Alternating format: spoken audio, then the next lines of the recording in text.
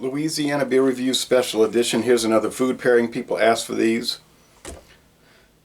It's about 4:30 a.m. and this is a breakfast food pairing. I have König Pilsner. This is the last can. It says nach dem Reinheitsgebot von 1516. I don't know how to say that in German. Gebrot mit König Hefe, that means König yeast und deutschen Hoppen, German hops. Okay, so this is a brewery that was established in 1858. Contains water, malted barley, and hops. No corn or rice. Imported by the Global Beer Network, Middleton, Massachusetts. Got a great date on it. Comes in. We get this at a local store in bottles and cans, but I think the cans are a better value per ounce, 500 milliliters, as opposed to 330 milliliters. The alcohol level is 4.9. They don't say it on the can. I'll have that below. And the IBUs I don't recall, and that's around 30. I'll put that below. It's got an anchor, but they're not near the ocean, and it's got a crown. Theodor König started this brewery, and it says it's from Duisburg, Beek, Germany. All right. So I have Dixie, Lily, yellow corn grits, and then this past week I bought some ground veal. They had ground veal at a local store, and it was like the sell-by date, so they had it really cheap, like much cheaper than you would normally pay. So I was like, what can I do with this? And somebody asked me in that store's meat department, she said, what are you doing, making meatballs? I said, no, I was going to make like little patties and put it on the grill. We'll see. So okay, here we go, a thick white head, and the appearance is clear straw. I see lots of fine suspended sediment throughout. So classic Pilsner there. Some American Pilsners are good. Many of them do not make it. They just can't match up for some reason. Okay, so I said, you know what? I'm just going to try this. So I had the veal. I ended up making 8 patties. But I didn't use breadcrumbs or anything to bind it. I just took some garlic salt and put it all over, and then black pepper and some Worcestershire sauce because I was out of steak seasoning. I just put Worcestershire all along it. Let it sit in the fridge for a few hours, like 3 hours, and then I took them and I started rolling it together and making the patties. And I had the grill going outside on the back patio. I have a small grill, like you lift it up like that, and just got 4 legs, sets on the ground. So I put some honey barbecue sauce on there, sweet heat honey or something like that. Kraft, they had it on sale, so I figure it'll work. It's like a standard sauce. So I put that on there, covered it up with foil, let it smoke about 40 minutes on each side. So I heated the grits up, and I don't know if you could see, I put diced yellow onions and bell pepper in there. Jalapeno pepper, black pepper, and Piggly Wiggly hot sauce. And then I got it heated up real well. Alright, so, and I put a little bit more Worcestershire on the meat. Well, you know what? I'll say this. It held, and I already prayed. Alright, it held together very well. Didn't start falling apart. And I got all 8 patties on the grill, barely. They all cooked thoroughly. And the whole backyard was smelling like a barbecue. So anyway, seems a little strange. I know pure veal hamburger patties, but I made 8 patties, and it cost me $3.38 plus tax for that. So I mean, you got to shop around for deals these days. If it's short dated, yeah. But if you immediately cook it, then you're all right on it. You don't put it in the fridge and wait around. I learned that lesson. Okay, so how are the yellow corn grits going to taste? Corns, that's a starch with meat. You know, be all right. First, look at all the lacing. Look at the thick lacing on this German classic. The aroma, rich cracker, soda cracker. Now, I had the Brooklyn Pilsner crisp lager yesterday. When they rolled it out in 2022, they called it Brooklyn Pilsner Crisp Pilsner. But they might have felt like that was repetitive, because you look at the older cans, Brooklyn Pilsner Crisp Pilsner. Now it says Brooklyn Pilsner Crisp Lager, 5%, sold as 4.6% as this contract brewed over there in merry old England by Carlsberg Group. Carlsberg Middleton, something like that. Okay, but I haven't had that one. I didn't like it. It had rough edges. It had a weird sourness. Even the soda cracker aroma was off. And it wasn't an old can. It was a very fresh can. They only can it these days. No bottles, or you can get it on draft. So I said, nah, that's a C. That's average. It's another American Pilsner that just does not make it, in my opinion. This one, though,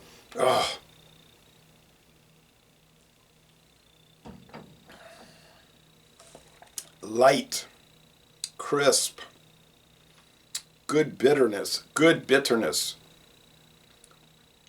The Brooklyn was metallic. The body was heavy. I don't know, man. They seem like they're going down. But we're gonna see with the Black Ops 2024. If that one's a fiasco, a 3 in a row, that'd be 3 strikes you're out. Because I did 2 previous vintages and they were terrible. So I mean, not average, but terrible, like a D. So we'll see. I'll give it a chance. Be open-minded, you know. No, I mean. All right, so here we go on the grits.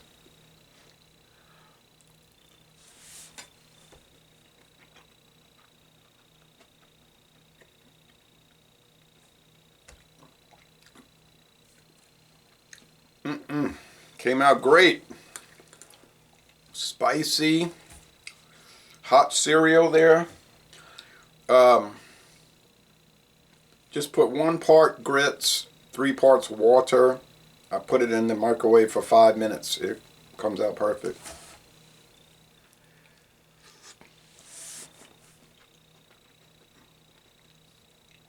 They're very soft now.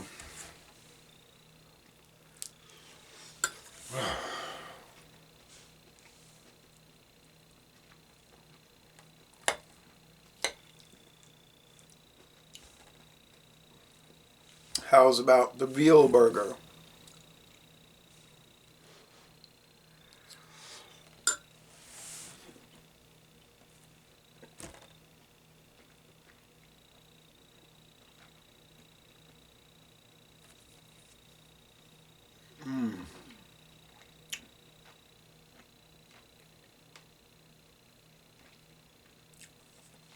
Oh, it's really great. The charcoal I used was simply, it was from Walmart. I think it's called Market Side Hickory. They got, there's one, it's not great value. It's like they're a little higher end private label. They've got different treatments with their charcoal. They got like hickory, mesquite, cherry wood, you know what I'm saying? And I bought one of them. Just squirted it with the private label lighter fluid. Let that soak for a little while. Lit it with the match. Let it burn. Burned it for, let it burn for about 15, 20, well, about 20 minutes. And start to generate the heat, like the oven heat. Just put these on there, cover it with foil. Started getting a little windy later, breezy, so I had to hold it down with some weights. But yeah, Yeah.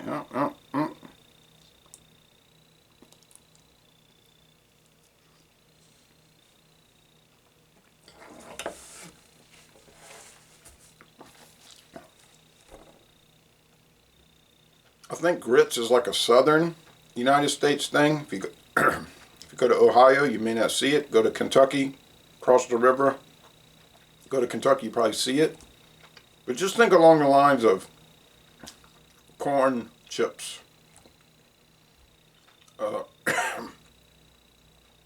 Tortilla chips, you know, like white corn or yellow corn. But in the form of a, you know what I'm saying, like a hot cereal like oatmeal or cream of wheat. But this is corn.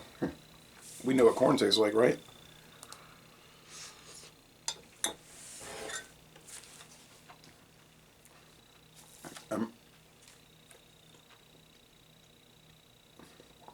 You might notice the way I'm biting it. It's kind of strange, but it's hot.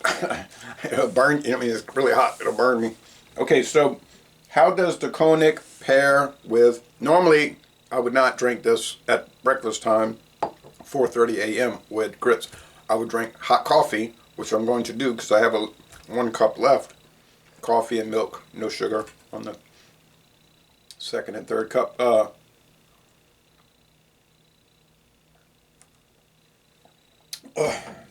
König is all the way in A, 9.4, 9.4, could argue up higher, 9.4 out of 10, a world classic Pilsner. There's so many good ones. You just got to kind of shop price when they're from Germany. Some are kind of weird, like the Peters brand Dutch style Pilsner, but it's brewed in Germany, so, or Belgian style Pilsner brewed in Germany. It's like, well, why you didn't just brew it in Belgium? But anyway, that was at Trader Joe's. That's a good one. Strange. But the König, Radaburger, which I could have gotten, but I didn't. The price was Pilsner Urquell. We still get that for a low price here. Werner's Gruner, that's at Aldi, exclusive agreement with Aldi. The Flensburg, I was saying yesterday in that video, is too expensive, so I'm not paying an outrageous price for that. Yeah, I'd like to get Staropramen from the Czech Republic, but we don't get that. Warsteiner, it'll kind of have a little off flavor too sometimes, I notice. The Pilsner used to be called Premium Barum. I usually don't get it. Carlsberg Danish Pilsner, it's pretty good, but it doesn't really taste like a proper Pilsner. And then Grolsch tastes like it's kind of heading toward Pilsner. They claim it's a Dutch Pilsner. That was really big here a couple of years ago. Now it's faded. I don't even know if anybody sells it, but they used to come in all day. And I know some people get angry when I say Yingling Golden Pilsner is really good. It is. I think it seemed like they improved it. All right, so final assessment on the breakfast.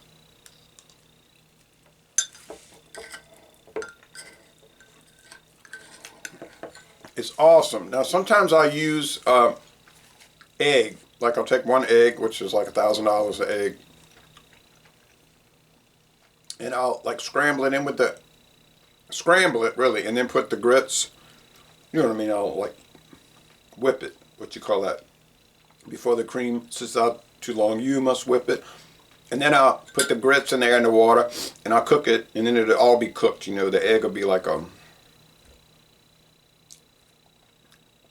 scrambled egg if you whip it. If not, it'll be like a hard-boiled egg. But that'll be a good pairing, the egg and the grits. Or eggs, grits, and meat, trifecta. But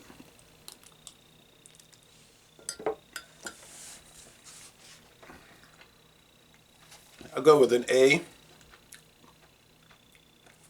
I think it's salty enough. I think the meat is spiced enough. As you can see, the patty is held together. So that wasn't an issue. I've literally never done that before in my life. But, you know, with the 100% veal, that's, like I say, unusual. But it worked out perfectly. So laissez-les bon tomber, an A, most excellent breakfast with, whoo, spicy. The jalapenos are kicking in really nice there. And another solid A with König. And I'm going to end this review by saying, y'all go to Germany and take, well, they have a visitor center. I don't think they give tours of the brewery because I was looking.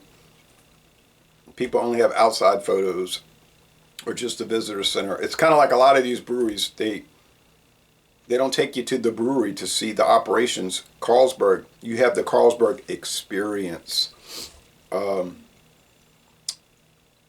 Evan Williams experience, but you don't get to actually tour the distillery. Jim Beam experience. You know, I like the Miller Brewery tour where you actually got to see the brewery, all the stages of production. Anheuser-Busch, St. Louis, and then formerly in Houston when they used to give tours. All the stages of production, including the laboratory and everything. That's what I like to see. Not an experience where a tour guide tells me about the history of a person that started the brewery. I mean, I can read that online. I don't really need to pay $40 to hear, like at Bacardi, $40 to hear the history of Bacardi, and they drive you around in a cart and show you, there's that building, there's that building. I can walk around and see that. And then let you taste rum. But I still was going to do it until they told me it would be 2 hours till the tour. I was like, man. But anyway, you know, thank you for watching, and see you next time on the next video.